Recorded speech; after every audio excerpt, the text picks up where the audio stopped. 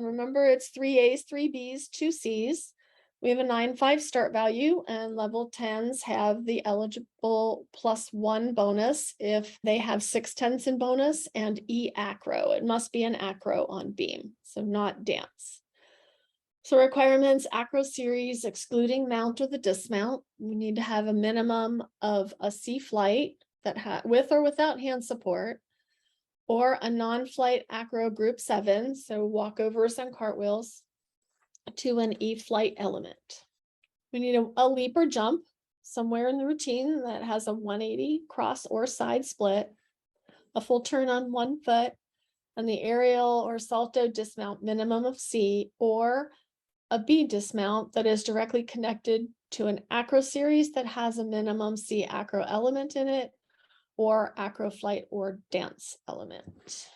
And remember though, even though the acro series is minimum flight C with or without hand support, in order to get bonus, you must have a salto.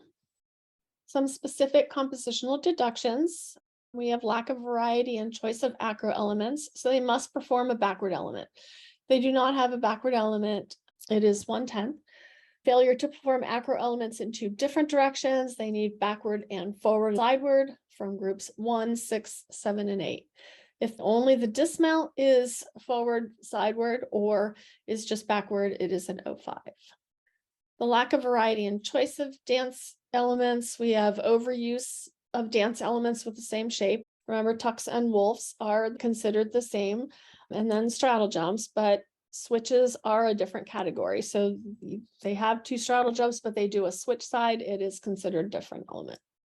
More than 1 pivot turn with straight legs is a 1/10 deduction. So it is a flat 1, no matter how many pivot turns they have in the routine. And just remember, it's straight legs only. Straight legs, releve pivot turns. So they may squat, they can demi-plie, they can do quarter, but only the straight leg pivot turn. They're only allowed 1. Choice of acro not up to the competitive level is up to 2. Choice of dance not up to the competitive level is up to 2. And the choice of dismount now up to the competitive level is up to 1. And you can look at the charts in the appendix to go through exactly what is needed. Lack of dance series, minimum of 2 dance elements from groups 1, 2, or 3. That hasn't changed. It's still 2/10 if they lack a dance series. Insufficient use of the entire beam. We have level changes, spatial, the using the entire beam. They need to show 2 of the 3 directions, either forward, backwards, or sideward choreography.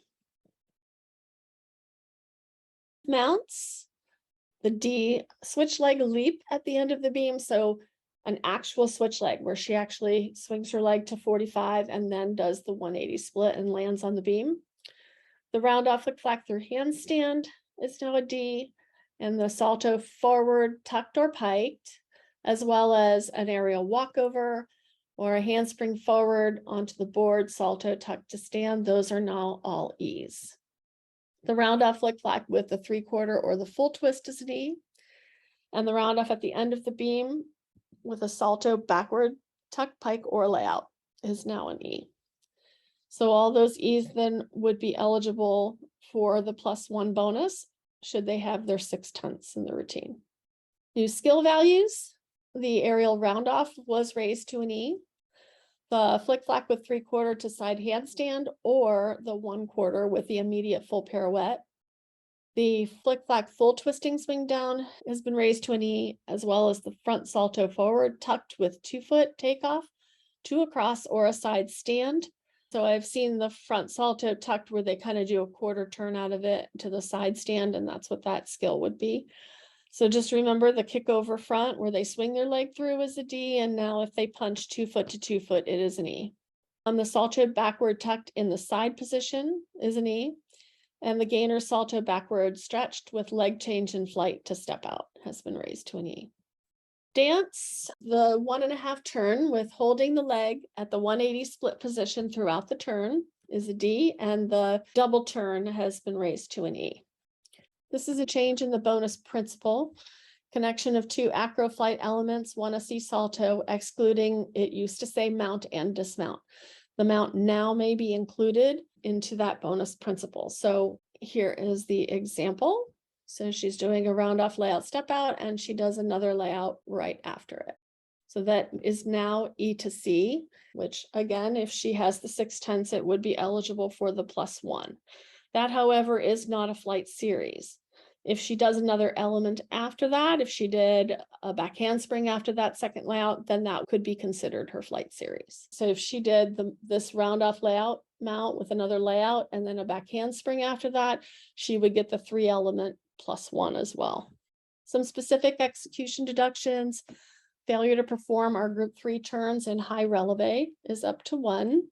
Lack of precision in dance value parts, each up to 1.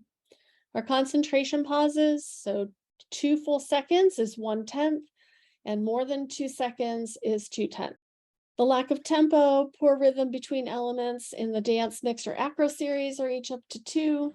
If they support their leg against the side of the beam to maintain balance, it's a flat 2. And any additional movements to maintain balance is an up to 3. Relaxed, incorrect footwork on non-value parts throughout the exercise. It is now up to 3/10, and this has been changed to match compulsories, as well as the incorrect body alignment, position, or posture in the non-value parts throughout the exercise. That has also been raised to up to 3. Directional errors on the gainer saltos off the end of the beam is up to 3. Grasping the beam to avoid a fall is a flat 3. And the third run approach to the mount on the touch of the springboard without the mounting apparatus is a 5/10 deduction. Just some specific element clarifications. All walkovers, forward, backward, or any walkover type elements in a routine must show the 180 split at some point during the value part. And it is an up to 2 for the insufficient split. Landings, the newest deduction is the medium step, which is the 0.15. And then landing the acro element in that squat position, if they do land in that deep squat with their hips all the way down to their feet and then they fall, you would take the 3/10 plus the fall. Or even if they land, say, in that second position, you would take 1/10 plus the fall. Remember that they are allowed to make small chalk marks on the beam. The matting on beam now, they are allowed to mat all 3 areas of the beam. Before, they could only mat 2 areas. So if the mats are available, they may put them in all 3 areas. So if they do an element and it has no value, they may repeat that element and it is eligible again for bonus. So say they did a side aerial, but totally missed their feet on the side aerial on beam, and she does get up and she can repeat that side aerial into her back handspring or layout step out, and she may get that side aerial for bonus. Also on falls, remember you do deduct for execution and amplitude, but not balance errors which resulted in the fall. An artistic performance is one in which the gymnast demonstrates her ability to transform her balance beam exercise from a well-structured composition into a performance. The gymnast must demonstrate creativity, confidence of performance, personal style, and perfect technique. This is not what the gymnast does, but how she performs it. So our first category is the lack of variety in choreography. So our poses, phrases, connections, and the one thing that we have added in this category is unnecessary adjustments and or steps without choreography. So those athletes that maybe walk to the end of the beam and they're walking backwards and scooting backward and touch the end of the beam before their dismount or before a leap series, that would come underneath this category. Her quality of movement to reflect her personal style. Does she have a style? Are her movements of quality? Does she use her hands, maybe even her fingers to accent? Does she have a presence? Does she move fluidly into and out of her skills? I used to tell my athletes that when you do a pose and you finish the pose, you need to accent your head and your hands. Someone should be able to take a picture of that and put you on the front of a magazine. And our last category is quality of expression. So that's focus and projection. So does she draw you in? Does she take her eyes off the beam on occasion, or is she constantly staring at the beam? Does she project confidence? And is she grabbing your attention?